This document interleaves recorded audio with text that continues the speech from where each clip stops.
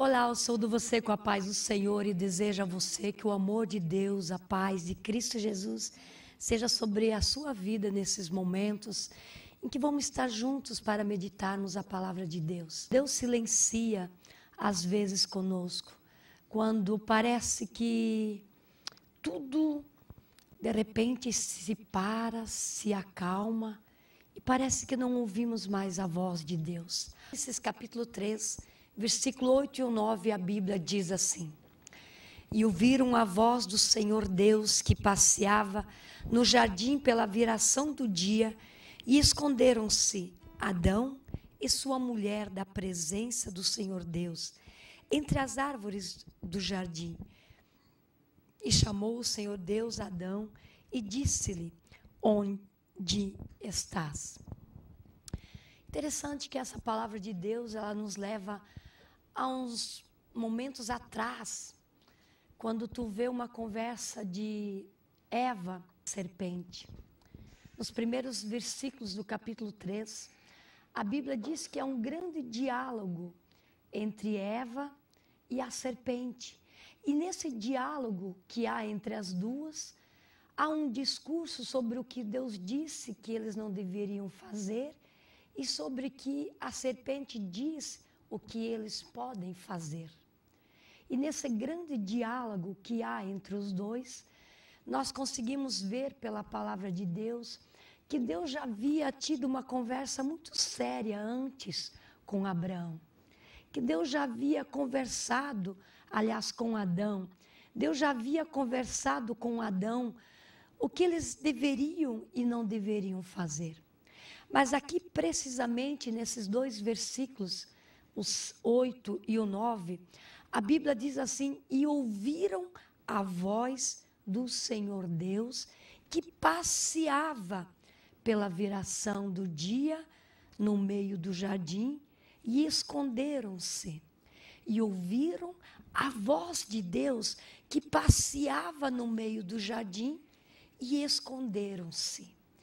Então era muito comum Adão receber a visita de Deus sempre ao anoitecer, sempre na viração do dia.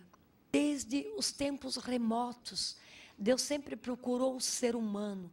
Deus sempre buscou o homem para conversar. Deus sempre buscou o homem para dialogar.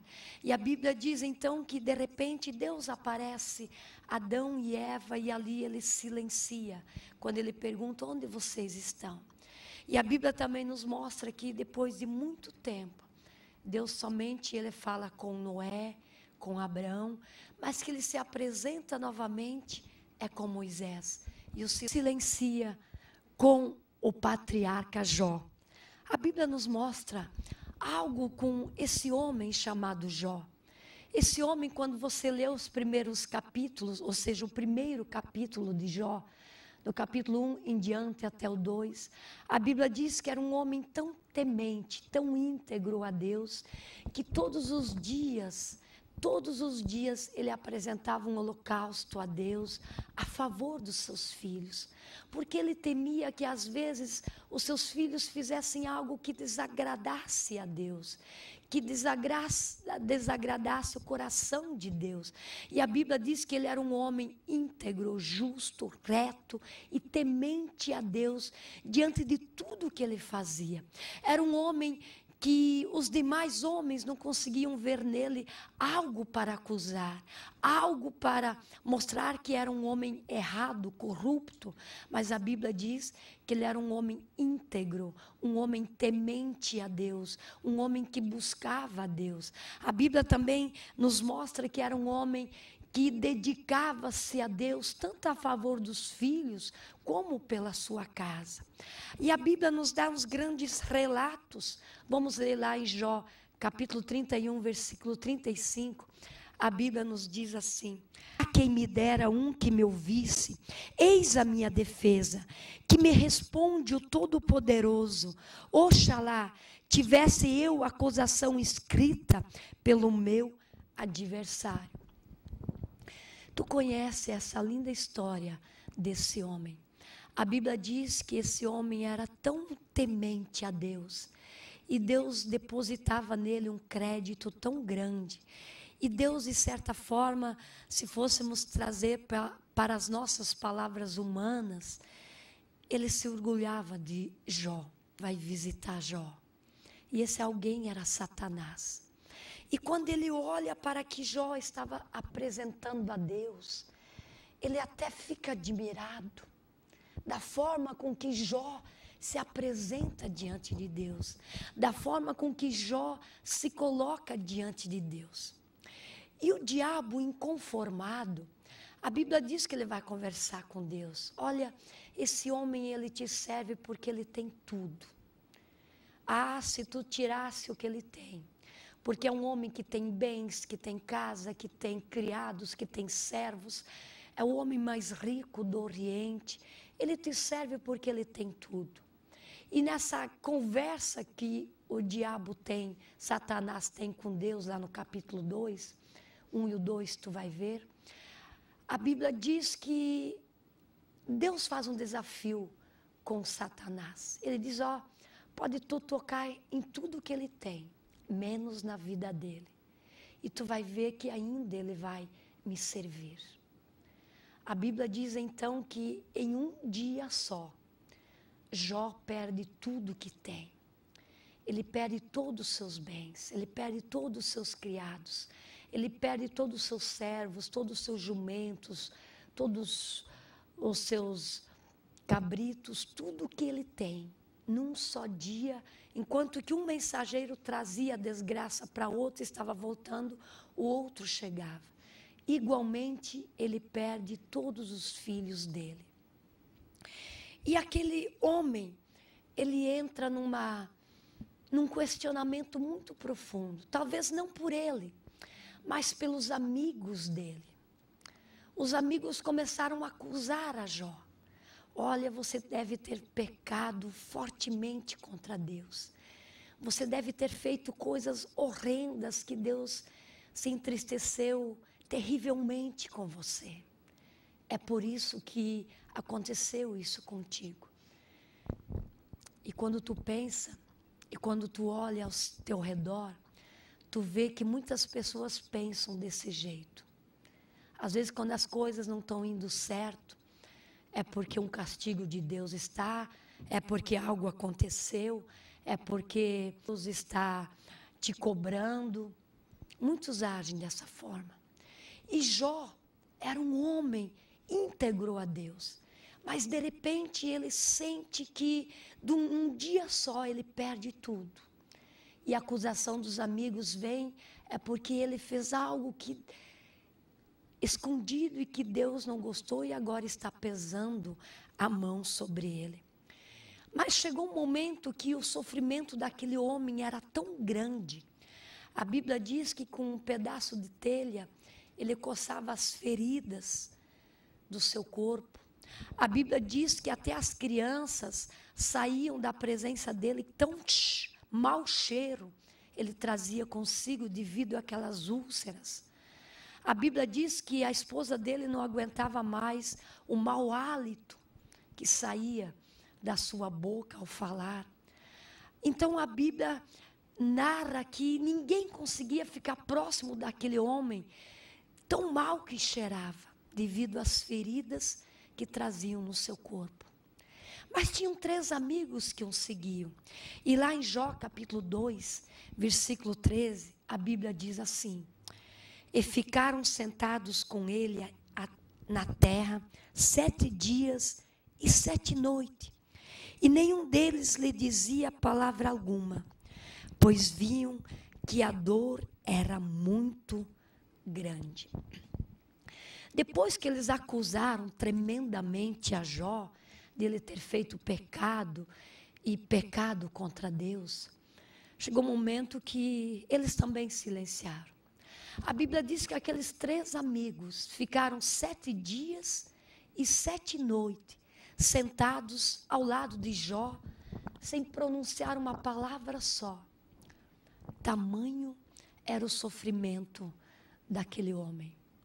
Às vezes nós passamos por dores na nossa vida, perdas na nossa vida, que nenhum conselho parece acalmar a nossa dor.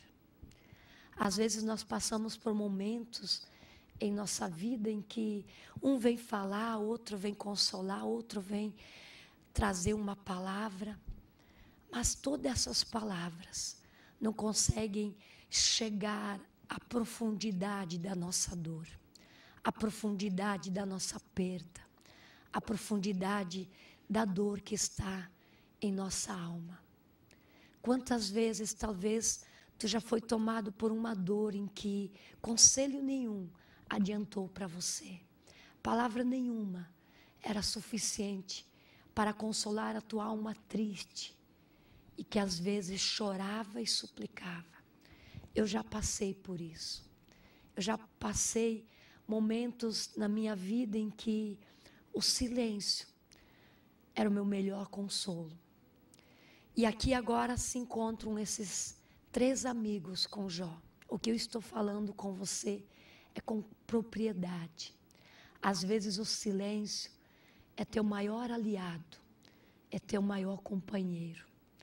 Às vezes a tua dor é tão grande que ninguém consegue entender, que ninguém consegue compreender.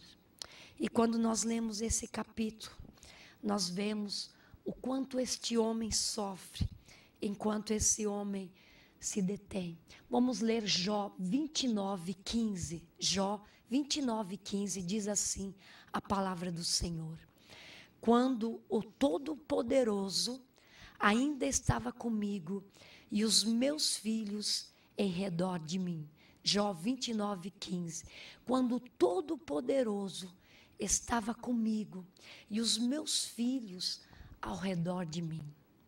Veja só, de repente ele chega na presença de Deus.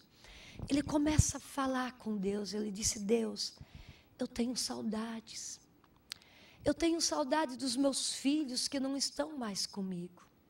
Então ele chega diante de Deus e diz assim: Deus, quando Todo-Poderoso, quando os meus filhos estavam ao redor de mim, eu tenho saudades da minha família. Eu tenho saudades dos meus filhos. No versículo 12 de Jó 29, ele diz assim: porque eu livrava o miserável que clamava, como também o órfão que não tinha quem o socorresse. Olha só a grandeza da alma desse homem. Olha só a grandeza da atitude desse homem. Ele diz assim: eu ajudava o miserável quando ele clamava por ajuda. Eu ia de encontro ao órfão para o socorrer.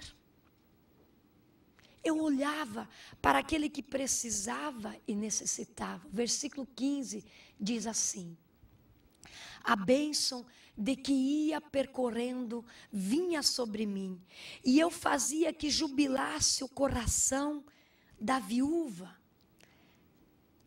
E o 15 diz assim: o coxo eu fazia de olhos para o cego e de pés para o coxo.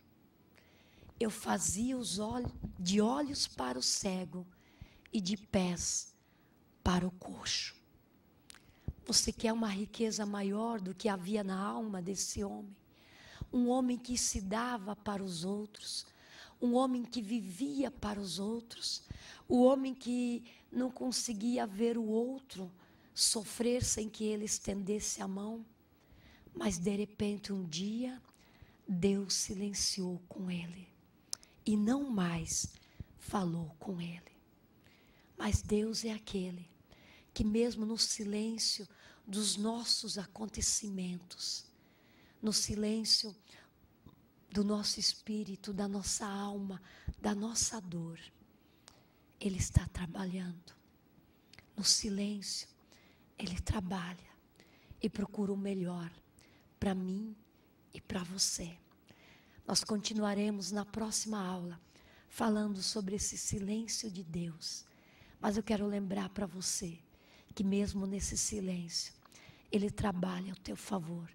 No silêncio que eu acho, não no silêncio dEle, porque Ele continua trabalhando. Até a próxima aula e que Deus te abençoe. em o nome de Jesus. Amém. Saúdo você com a paz do Senhor, amém? O Senhor, Ele continua trabalhando. Ele tem diversas formas de trabalhar, né? E nesses momentos de sofrimento são os momentos onde nós crescemos, onde nós amadurecemos. De fé em fé, né? Acreditando, esperando. E de glória em glória, de conquista, de crescimento. É que nós vamos caminhando na direção do céu. E nós não vamos deixar nos deter por qualquer situação difícil. Porque o nosso Deus, Ele tem nos sustentado com as suas mãos. Tem firmado os nossos pés na rocha. Tem nos colocado de pé. O Espírito de Deus está sobre mim. Ele me ungiu para curar e libertar das cadeias, das prisões, no fundo do poço, da esperança e da esperança. Só o sangue de Jesus pode te libertar e te ajudar a transformar sua família. Pois o castigo que nos traz a paz estava sobre ele, que diz: Filho meu, eu estou aqui, vim te ajudar, te sustentar. Há um caminho de vida pra ti preparei, vem me servir, vem andando e glorificando, pois no teu glória que eu estou trabalhando, e de glória em glória, e de fé em fé, caminhando e descansando em mim, pois de glória em glória tu verás vitórias, pois eu teu Senhor jamais esqueço dos meus, jamais esqueço dos meus.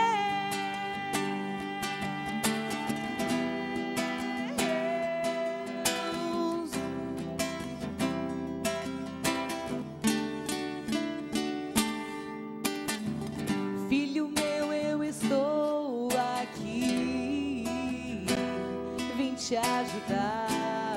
Você crê? Te sustentar e te curar. Há um caminho de vida pra ti preparei, vem me servir, vem andando e glorificando, pois no teu glória que eu estou trabalhando, e de glória em glória, e de fé em fé, vem caminhando e descansando em mim, pois de glória em glória tu verás vitórias, pois eu teu Senhor jamais esqueço dos meus, jamais esqueço dos meus.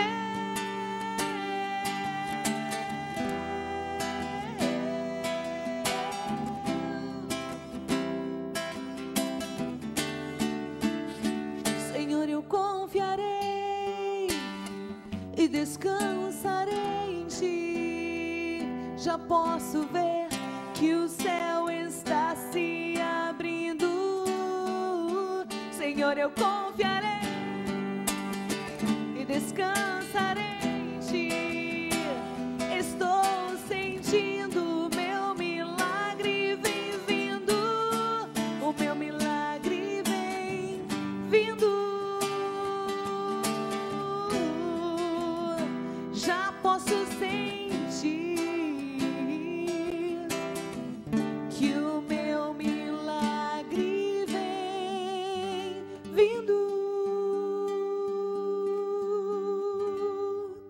meu Pai trabalha até agora e eu trabalho também.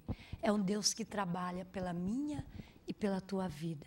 Que Deus possa estar te agraciando a cada momento, no silêncio ou às vezes na adversidade. Ele sempre é Deus e sempre será e sempre vai ser Deus em todos os momentos da nossa vida. Amém? Que Deus te abençoe em o nome de Jesus.